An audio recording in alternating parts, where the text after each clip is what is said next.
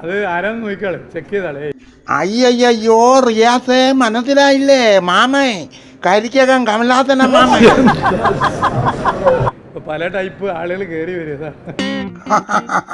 പല ടൈപ്പായിട്ട് വരാൻ ഞാൻ കമലഹാസനല്ല, കമലാസനൻ കരിക്കകം കമലാസനൻ. നിങ്ങൾ മാധ്യമ പ്രവർത്തനാണോ? ജേർണലിസം പഠിക്കണമെന്ന് ആഗ്രഹം ഉണ്ടായിരുന്നു, പക്ഷേ ടൈം കിട്ടിയില്ല. ഇത് പത്രസമ്മേളനമാണ്. അപ്പം നിങ്ങൾ ഓരോരുത്തർ കയറി വന്ന് നാളെ എനിക്ക് മറുപടി പറയാനാവില്ല. ബെസ്റ്റ്. ഈ ചാനലും ക്യാമറയും കിടുപിടിയൊന്നും ഇല്ലാത്ത സമയത്ത് ഈ കരിക്കകം കമലാസനൻ പത്രസമ്മേളനം നടത്തിയിട്ടുണ്ട് കേട്ടാ.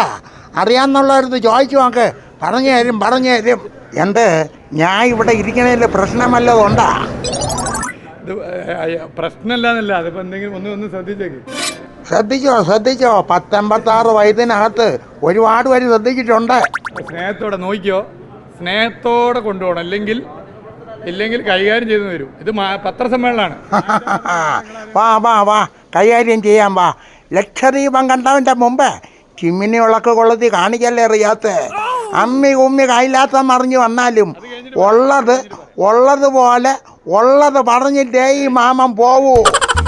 ഉള്ളത് പറയാം.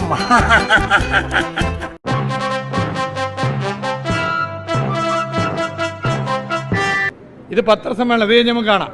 അല്ല, പത്രസമ്മേളനം കാണാം. ചെല്ലേ.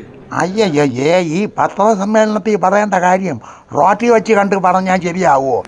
പ്രതിപക്ഷ നേതാവിനും KM ഷാജിക്കും എന്തരോ പറയാനുണ്ടെന്ന് കേള്. സ്നേഹത്തോടെ നോക്കിയോ, സ്നേഹത്തോടെ കൊണ്ടുപോകണം, ഇവിടെ ഞാൻ പഴയ കളരിയാണ്. അവസാനം ഞാൻ ഇവിടെ ചുവട് വെച്ചെന്നും പറഞ്ഞ് അതിനെ വാർത്തയാക്കരുത്. വളരെ ശ്രദ്ധിച്ച് കൈകാര്യം ചെയ്യുന്നത്. ഇപ്പം ഏതൊക്കെ ആളെ എങ്ങനെയൊക്കെ വിടുന്നൊന്നും പറയാൻ പറ്റില്ല, അതുകൊണ്ട് വളരെ ശ്രദ്ധിക്കണം. അതുകൊണ്ടാണ് നിങ്ങൾ ക്ഷമിക്കണം.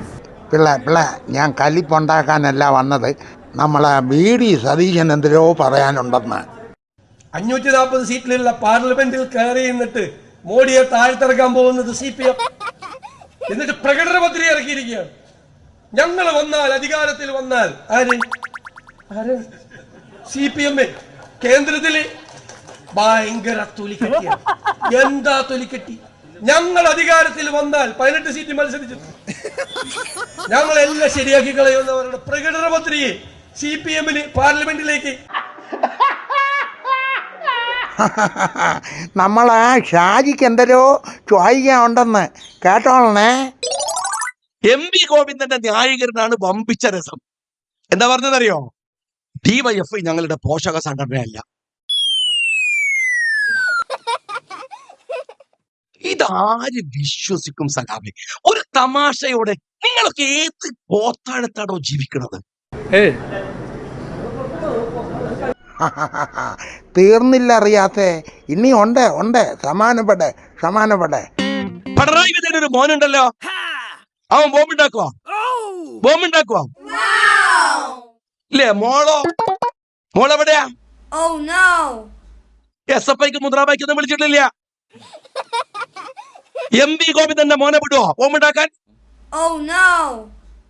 EP ജയരാജന്റെ പുലി പോലത്തെ 2 മക്കളുണ്ടല്ലോ, റിസോർട്ട് ഉണ്ടാക്കും, ബോംബുണ്ടാക്കുവോ? ശൈലജ ടീച്ചർക്ക് മക്കളുണ്ടോ, ബോംബുണ്ടാക്കുവോ? നിങ്ങളെ മക്കളൊക്കെ പൈസ ഉണ്ടാക്കാൻ പോകും, നാട്ടുകാരുടെ മക്കള് ബോംബുണ്ടാക്കാൻ പോകും. ഇനി ഇവിടെ ഇരുന്നാ ശരിയാവൂല.